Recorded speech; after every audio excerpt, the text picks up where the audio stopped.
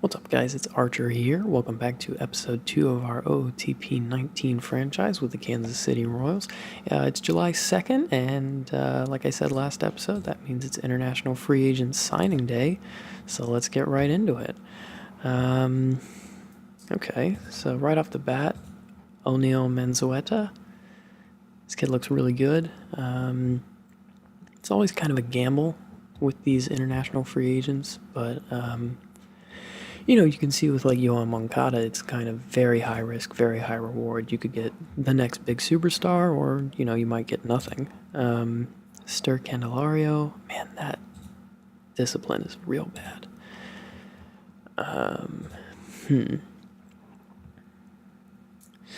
Yeah, I think doesn't look like there are any good pitchers. Maybe this kid Luis Navarro is worth signing just because, yeah, OSA is a little high on him. There's a lot of volatility with these sort of younger players, and it looks like, yeah, the only person that I'm seeing that I really am excited about is Menzueta.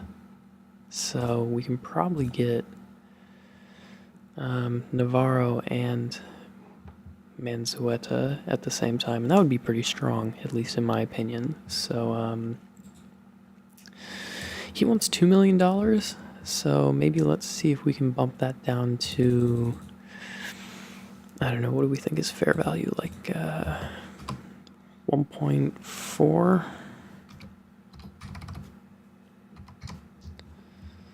See what he thinks about that. Yeah, he's cool with that. So these guys you can kind of bid down a little bit more than your average free agent. Get that back on my scouting director scouting. So let's go back to O'Neal. And we'll offer him a contract too. I'll also start him at 1.4, and that's fair with him. So the way that international free agent signing works is you have a $5 million cap, and now in the MLB that's a hard cap. So you can see right here I have 2.8 million invested, and then I have 2.2 left. Obviously, I think we're going to have some negotiations, and those two offers are going to have to come up a little bit. But if there is somebody that is just kind of on the cusp, there's not really anybody that I see like that this year. Yeah, no, not really. But some years there's a guy that wants, maybe like $1 million or something, and you can bid him down to like $500,000, then it gets back up to $750,000, and you can kind of fill out your class that way. But I usually try to go for the star guys, rather than just kind of taking all speculative guesses. So we'll see how those two work out. In the meantime, I'm going to simulate to the All-Star break, and I'll be back if there's any negotiations happening. And right around the All-Star break is when I'm going to start thinking about trades and things. So if nothing else, I'll be back by then. All right, guys, welcome back. It only took 2 days. Menzueta already wants more money. He has a better offer in hand from St. Louis, or at least he says he does. So we'll go back in, and yeah, that's not a significant rise. I'm totally okay with that. And like I said, our first offer was kind of built into the idea that other teams were going to bid, and then we'd have to come back with an offer of our own. So we're not too upset about that. So once again, I'll be taking you up until the All-Star break, and then we'll start thinking about trade ideas. Hopefully we get our men. Alright, guys, it seems like there's a lot of back and forth in this year's game between myself and the international free agents. So this is the last time until something actually comes of it that I'm going to show you guys this. But Menzueta and Navarro both want more money, and like I said, we're fine with that. We don't want to go over the cap. Actually, we can't go over the cap, but we'll be giving them the offers they want until then. So I'm not going to show you that until either we sign him or we don't sign him, just because that seems like a lot of back and forth. But I'll be back with you either at the All-Star break or until something happens on that front. Hey guys, welcome back. I totally missed this. This was all the way back on the 9th. Manzueta signed with us, and that used to be a personal message, but now it's just kind of lost in my inbox. So we're still negotiating with Navarro. We have about 700,000 left in the tank of our bonus pool money, but that's not how they say it in our international free agent pool money. But yeah, O'Neal Manzueta, he is in. And, you know, you never know. Hopefully he can be a really good player for us in the future. One thing I always like to check is just put the ratings relative to the Dominican Summer League, and yeah, it doesn't look like he would be quite ready for that. So I'm just going to keep him in our international complex, and that's where he'll stay until he's maybe a little bit more seasoned, and then we'll send him up to the Dominican Summer League, and then hopefully full season ball. So the MLB All-Star teams get announced pretty soon, so I'll be back with you when that happens. See you then. Welcome back, guys. Here are the All-Star Game rosters. As expected, we don't have a lot of talent on this team. We did get Nathan Carnes on, though, so that's pretty cool. And, yeah, I'm going to just kind of scroll through these pretty slow, and if you want, you can kind of pause the video and take a look for yourself. And I've already kind of looked through these. There are a couple of ones that are a little interesting to me, and Jameson Taillon, I know, is somebody that I'm really high on going into the season in real life, so it was cool to see him on there, and just a lot of Boston pitchers on here as well. Porcello, Rodriguez, Sale, so a couple of interesting things going on, but just wanted to give you all a look at that, and also kind of go into an overview of the team and how I'm feeling about trading some people away. So Jesse Hahn, he is scheduled to start today, and I'm not going to let him. I'm going to put somebody else in there. We might have a spot start or something, but essentially he's on a 4.05 ERA, and I don't really think that he's good enough to justify that. If we look at his ratings, he has plus movement, but then really bad stuff and not good control. And if you look at his walks per 9 and his strikeouts per 9, they're almost the same, and that should never happen with a MLB starter. So yeah, we're probably going to want to just see what we can get for him. Just because he has a 4.05, somebody might look at him and say, hey, I can give up a A-ball prospect for that. And we don't need him on our team, and he seems to have lucked into an ERA, so maybe we can catch somebody by surprise. They don't look too close. Danny Duffy has not been having the greatest of seasons, so it makes it a little hard to trade him, but I'm definitely going to explore it. Again, he's 29. He hasn't fit our timeline, and I just want to see what I can get for him while he's as young as possible. You never know, 30, he might be much worse than this, so just see if I can get anything for him, really. On the lineup side of things, Salvador Perez has been god-awful. So much so that he has actually lowered his star rating, which is, you know, that's not good. So yeah, 273 OBP. That is just so bad. So I don't think we're going to get anything from him. And like I said, he's 28, so I might as well hang on to him. Let me look at batting stats here so I can show you this a little better. Mike Moustakas is our best hitter, and he's not been good. However, he has been unlucky. So his batting average on balls in play has been 244. The league average, I think, is something like 290 something. So there's the possibility that it's coded into the game that a team might look at something like that and go, hey, you know, he may get luckier with us, and, you know, we move him into a different park, just get him a change of scenery, and maybe he lights it up.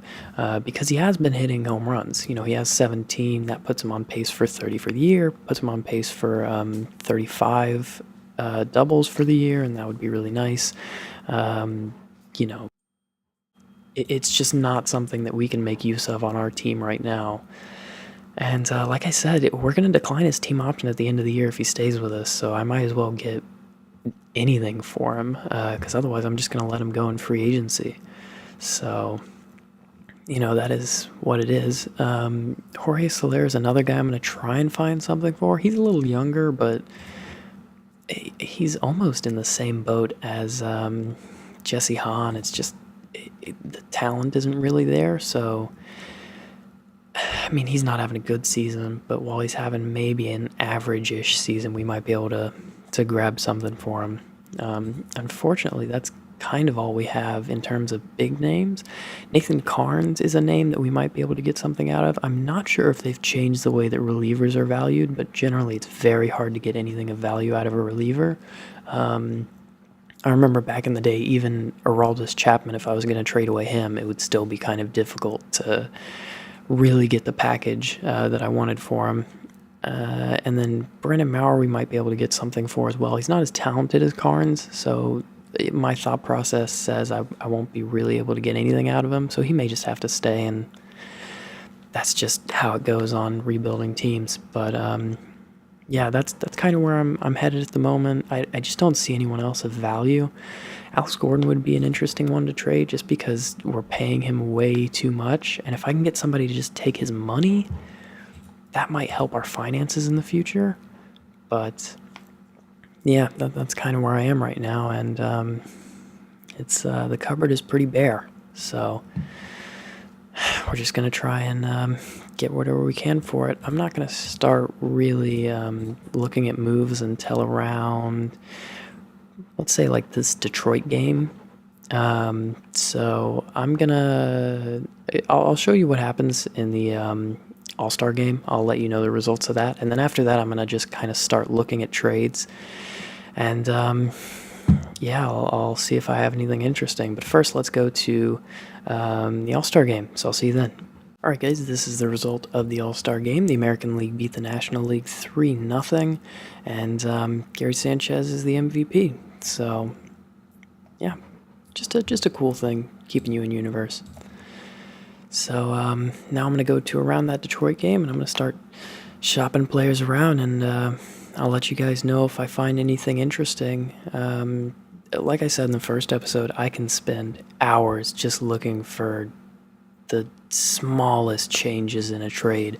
So I'm not going to show you the whole process. Let me know if you guys want a little bit more of it. If I have like 3 or 4 options that I start considering, if you guys want to be let in on that. But for now, I'm just going to show you probably maybe between, like, if I'm choosing between 2 things, or if I just have one offer that I'm like, yep, this is the best one, then I'll show you guys that.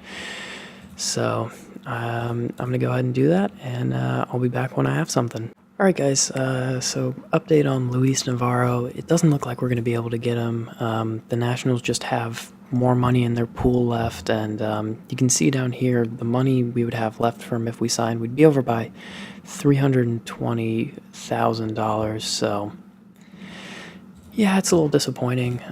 If we go back to the international amateurs, he's the only one left, so we're not going to be getting anybody else. We're just going to be happy with O'Neal Manzueta. When you get really into negotiations with somebody like this, it can be a bit of a risk, because you're taking up all that time, and then people are getting signed for less. But there's not anybody else that I really wanted, so I'm pretty happy with how things went. Just because we got 1 or 2. So I'll be back with you guys. I've started to shop some people around.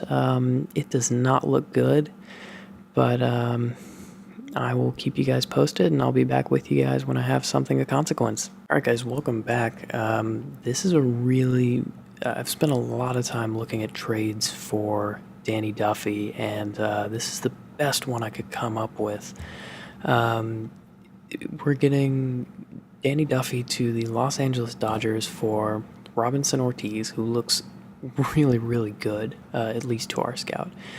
Now to OSA, he doesn't look that great, but even this is almost as good as Danny Duffy is, so if he were able to fulfill that potential, that would still be pretty good for us. he's 18. I don't know how much the fastball is going to come up. I'm assuming it's going to be like maybe low to mid 90s is my hope. And he's a lefty, so he can kind of get away with it a little bit more. He's been doing well down in rookie league. So he's a bit of a lottery ticket. And then we have Miguel Vargas, who again is the same way. But yeah, I just spent so much time looking for prospects that everybody could agree on that we thought would be good, getting him back for Danny Duffy, and it just doesn't exist, you guys. I kind of think of this the way that, Drew Pomeranz was traded to the Red Sox a couple of years ago, where, yeah, they got back Anderson Espinoza, but that was a lottery ticket, and we're still not sure how it's going to play out. I think this trade is kind of similar.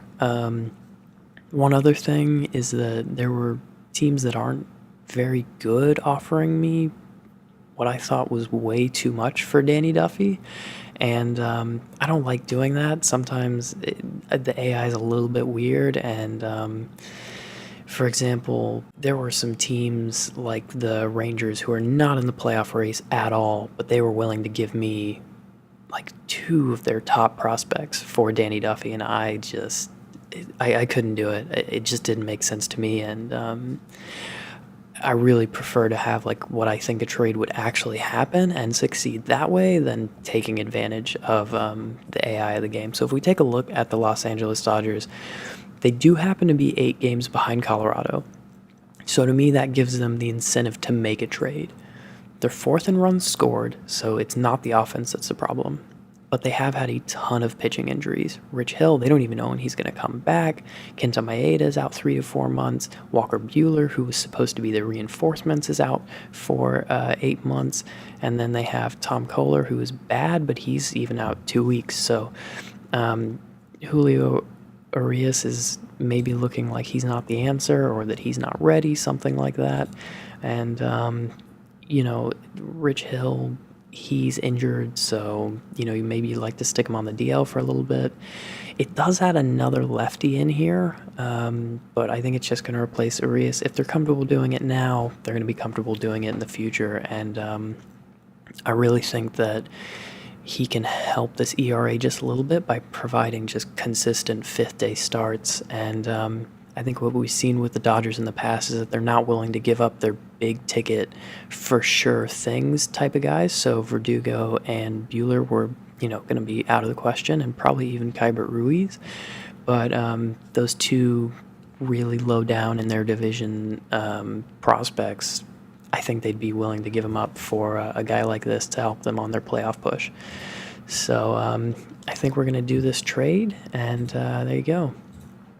It's been completed, and I'm going to go to my mail-in news, and there you have it. It's done. We're going to add these guys to our short list and get them all settled in. You should probably just stay at the level that you're at, although part of me wants to say that you might be able to stomach something a little harder. No, I think I'm just going to keep you where you are. You're only 18. Yeah, I don't think there's any reason to mess with that. Miguel Vargas. Let's see. Going to disable his AI demotion and promotion so we can handle that. And he was in the Dominican Rookie League, and I think that's where we should keep him. Again, 18-year-old. Just gonna... I didn't need to do that. You were already there. That's our lowest minor league team. I probably will do that multiple times during this series, so... now we have to decide who replaces Danny Duffy, because as much as Tampa Bay would like you to believe that you don't have to, you definitely need 5 starters, at least in this game. So I'm going to throw up Trevor Oakes. He's been doing not great, but it's the Pacific Coast League. It's a bit different. So we'll see how he does in a major league trial. He's an extreme ground ball control guy. who knows, man? Getting young guys in there just to see what they're worth is part of a rebuild. So we'll see where it goes. In the meantime, I'm gonna keep looking for trades. Nathan Karns has not been garnering a ton of interest. Moustakas at this point, I think, is pretty untradeable, which is kind of sad. But I'll keep looking, and I'll let you guys know if I see anything that interests me, or if I'm between a couple of trades. So I will be back either on this Chicago White Sox game, or I'll be back to show you trade. All right, guys, welcome back. This is probably the last trade that I'm going to be making. Mike Moustakas is just untradeable. Jorge Soler, couldn't get anything for him. I even shopped our catcher around a little bit. Nothing for Salvador Perez. So this is with the Houston Astros. It would be Nathan Karns, Tony Zike, Josh Stalmont, and Nick Dini for Jose Betances, Jairo Solis, and Andrew Perez. First, my rationale for this trade.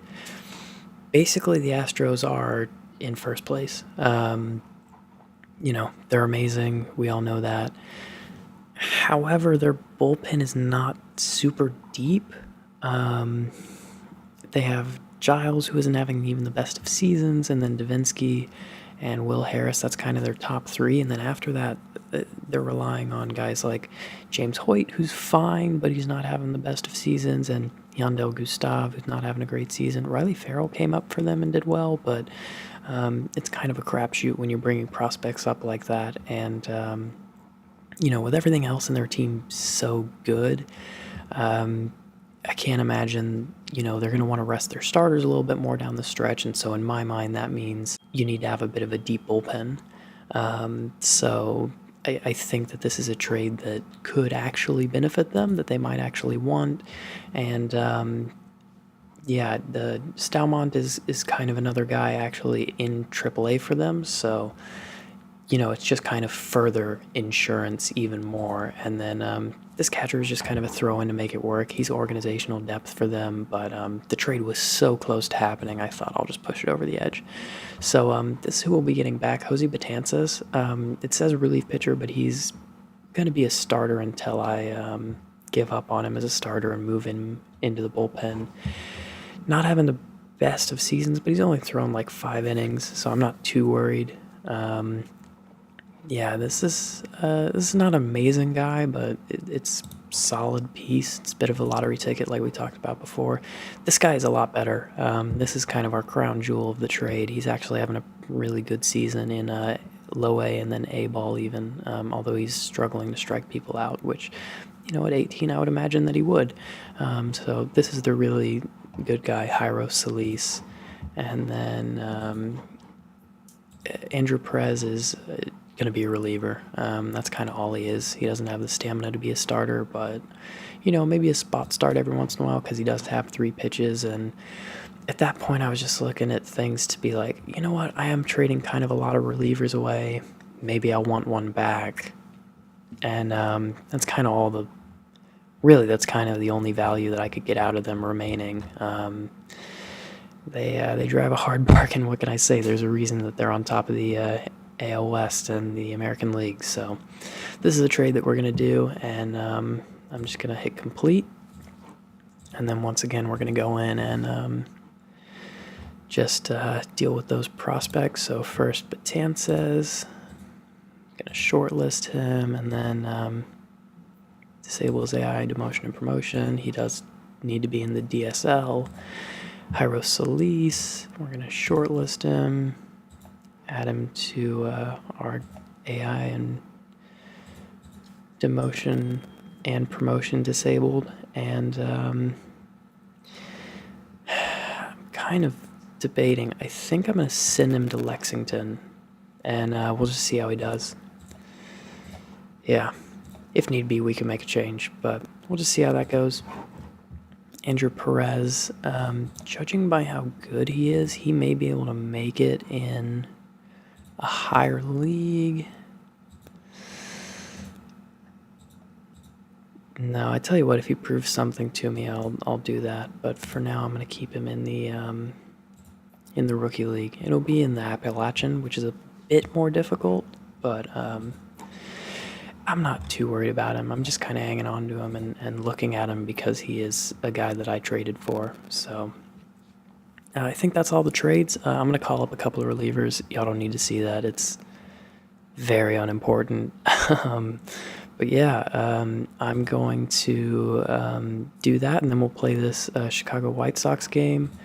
They're going to be starting Michael Kopech, which is going to be cool to get a look at him. He's a prospect I'm really excited about in real life, and yeah, I don't know. I just think he could be really good. So cool to see him already up in game. So I'm going to do that, and then we'll be back for the Chicago White Sox game. All right, guys, welcome back to our game against the Chicago White Sox. Actually, something pretty cool. They already have Eloy Jimenez up, and you know, he's not doing that great, but he's doing all right. Hopefully this is what we're going to look like in a couple of years, starting to pull up our prospects and maybe put together a winning team, except hopefully our top prospect won't be hitting 195. So we'll see. We'll see. So let's get right into it. And here we are, Michael Kopech and Whit Merrifield set to start the game off for us. And I'm not really going to, you know, be playing this too hard. You know, we'll see how it goes, but we're having an awful season. So, you know, if I forget to warm up a reliever or something like that, it's just because, you know, I feel like maybe that's something even a real manager would maybe forget to do on a team like this. You just like, oh, is that guy up yet? No, he's not. So, you know, it might be a bit of a bad game for me, but I just want to let you guys know that up front, that I'm not going to be paying too much attention. So we do not score in the first, and they get a leadoff double, which is about how games have been going for us of late. And that one looks like it's going to be an out, though. Yeah, in left field, Alex Gordon ranging over. So while we're doing this, just because I don't think this game is all that interesting, because even if we do win, it doesn't matter, I wanted to talk a little bit about how to handle the rest of the season. So there's not a ton coming up that's super important. Really, nothing is going to happen. We're not going to make a waiver trade, as far as I can tell, but nice double play there. Until September, when we call our guys up, nothing is really going to happen. And even then, we're such a bad club that I don't know how exciting September is going to be, because we don't have those AAA prospects that we can be like, hey, let's get a look at our prospects. So, yeah, I just was wondering what you guys wanted to see from the rest of the season. This video is going to come out a little bit late, but the next episode is going to be recorded fairly soon, sometime over the weekend, and then hopefully put up. So just let me guys know in the comments, and I'll try to show you guys what you want to see as much as possible as we get the first glitch that I've seen. That was kind of weird. But yeah, let me know what you guys want to see, and I'll try to show it to you.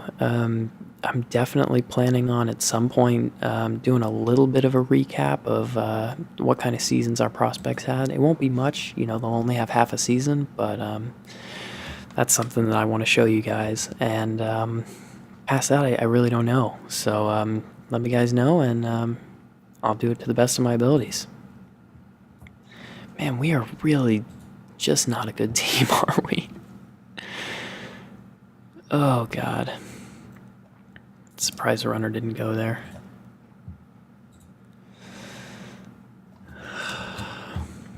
Fans of bad teams, I feel you, man. I feel you.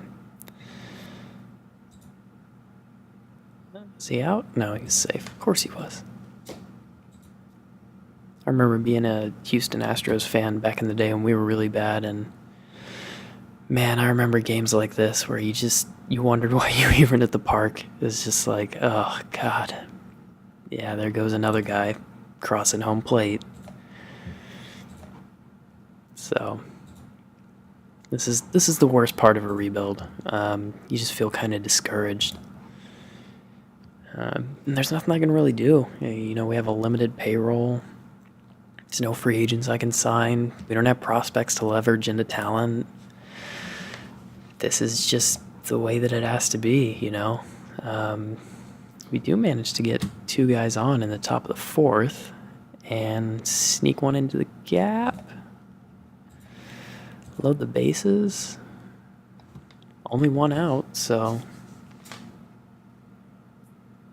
we might get a double play. Nope, he was good.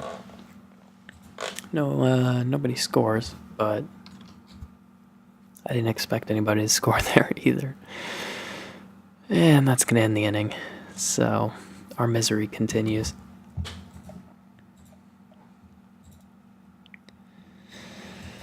Jason Hamill, he gets through a clean inning. That's a surprise. Kopech lets Merrifield on to 3rd with 2 outs. And then Moustakas comes up. Looks like he's going to fly out, though. Yep. Hell of a play by their center fielder. I think that's Avisail Garcia out there. And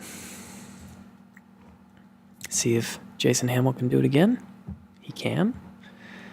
That brings up their reliever, and we get nothing. Hamill's only at 66 pitches. I'm going to keep him in. And through another.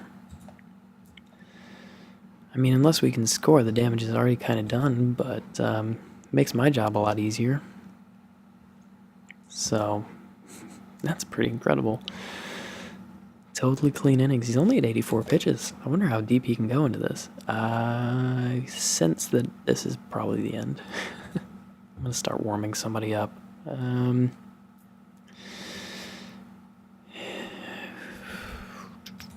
Warm up Brandon Maurer.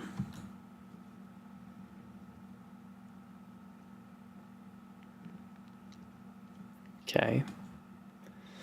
Well, it's not the worst thing in the world, but it's not great. Mauer's still cold, so we'll see if he can give us another batter. Way back, that's going to be over the head of the center fielder, and it's going to come home. He's going to score. Yeah, Hamill needs to come out for sure. I'm going to put in a cold Brandon Maurer. I probably should have had him up already, but what are you going to do? I don't know how he handles lefties, actually.